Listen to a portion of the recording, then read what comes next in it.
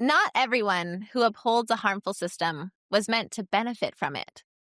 Some people are pulled into reproducing it because they were told it was the only way to survive.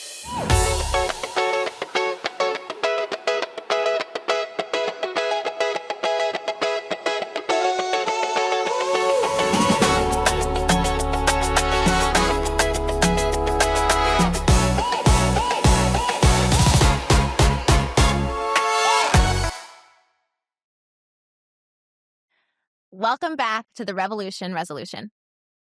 As the United States approaches its 250th anniversary, this is the year we do the work to break free from a system that never fully served us. I'm Dr. Malaika Tubbs, sociologist and author of Erased and The Three Mothers.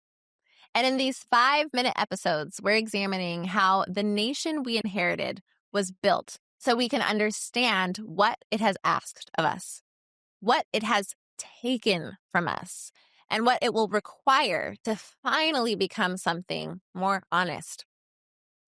American patriarchy was built to center the founding fathers and the men they saw as being like them: white, propertied, dominant, entitled to rule.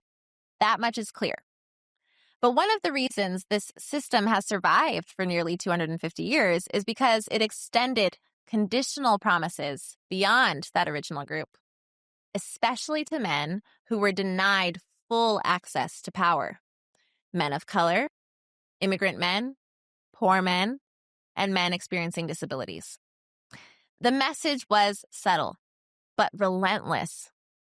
If you cannot access power through race or wealth, you might still access it through gender. If you dominate women, if you perform toughness, if you suppress vulnerability, if you prove that you are not weak, this is where machismo enters the picture. Not as culture alone, but as a response to exclusion. So I want to speak directly for a moment to listeners who are men of color. You were never meant to be fully protected by this system. You were never meant to receive its full rewards. And yet, you were often taught that your best chance at dignity was to perform a version of manhood defined by control.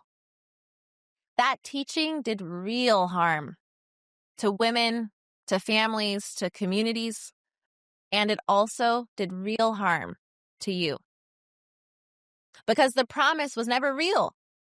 The system was not designed by you nor to elevate you, only to use you, to redirect your anger away from the system, to keep you fighting for scraps of power instead of questioning why power was withheld in the first place. Understanding this context does not excuse harm, and it does not remove responsibility. When harm happens through coercion, domination, or violence, it is still harm. But understanding how these patterns were engineered gives us a chance to interrupt them instead of endlessly reproducing them. So here's what I want us to hold together today. People can be harmed by a system and still be accountable for the harm they cause within it.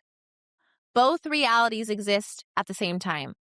And recognizing that opens a different path forward, one that does not rely on domination to feel worthy and does not require anyone else's silence or suffering. So I'll leave you with this to sit with. Where were you taught that power had to look like control? What versions of strength were modeled for you or denied to you growing up? And who paid the cost of those lessons? These are not questions for punishment.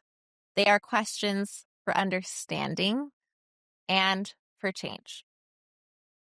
Thank you for staying in this work with me. If this episode helped you see something differently about yourself, your family, or this nation, consider sharing it, subscribing, and bringing others into the conversation, especially other men.